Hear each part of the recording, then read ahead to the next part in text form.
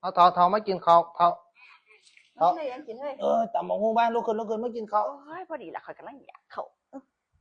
เอากินข้าวเอามีแต่ตำมะฮุ่งนี่บ่เอานี่วันนี้บ่ปะเอาเจ้าสิไปยังเขาเขาบ่กินเขาฮะของมื้อนี้วันหยังเจ้าว่ามื้อนี้วันแม่เด้มื้อนี้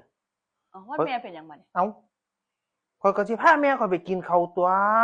ไปกินข้าวใส่ยังสิวางซั่นพูดแล้วเนาะไปกินข้าวสวนอาหารพุ่นแม่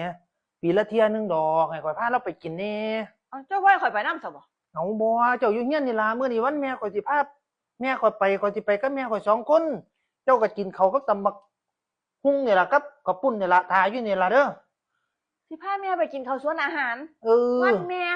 ไปตอบแทนบุญแทนคุณแล้วแน่มื้อนี้วันแม่ตำบักหุ่งไว้ข่อยกินกับข้าวปุ้นแม่นข่อยสิพาเราไปตอบแทนบุญแทนคุณมันปีละเที่ยนึงดอกเท่า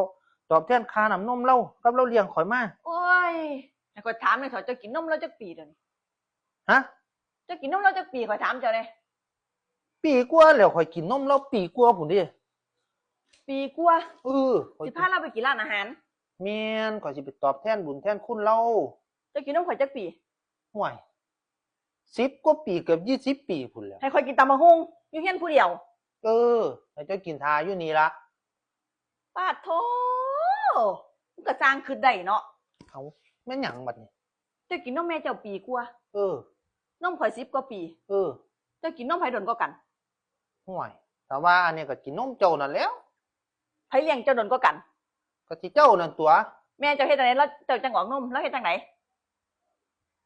แล้วก็บ่อันนี้แล้วก็เอาแก้วแอลกอฮอล์แล้วทาแล้วบ่ให้ข่อยกินเจ้ากินของข่อยมา10กว่าปีข่อยบ่เคยเอาเคี้ยแอลกอฮอล์ทาจักเที่ย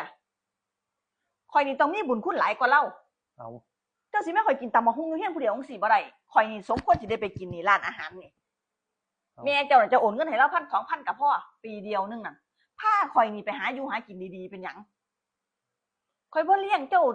1710กว่าปีนี่17 18ปีมาแล้วนี่ข่อยตัวเลี้ยงเจ้าจังไงป่านนี้เจ้าออกนมแม่เจ้ามาจักปีแล้วเดี๋ยวนี้เจ้าอายุหลายปานใดเจ้ากินนมแม่เจ้าปีกว่าบ่แม่นเจ้าออกมาเป็น20 30ปีแล้วบ่ออกนมแม่นั่นแม่นประมาณนี้ล่ะเจ้าหันได้ออกนมอยู่เด้อนมข่อยเจ้าหันได้ออกอยู่เด้อมื้อคืนเจ้ายังกินอยู่เจ้ายังสิมาลืมบุญคุณข่อยไว้ว่าแท้เอาตีเท่าห่วยบ่ได้ข่อยบ่ยอมก็ฉันข่อยว่าข่อยบ่ไปดอกก็ฉันเอาจังซี่เนาะเท่าเนาะโอนเงินให้เราก็ได้ดอกเนาะโอนให้เราเลยโอนให้เราโอนให้เรา 1,000 2,000ก็พอปีกว่านึง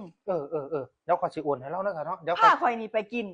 เดี๋ยวข่อยสิพาเจ้าไปกินเจ้าคิดเบิ่งคักๆเด้อมันแม่นบ่ข่อยสิพาเจ้าไป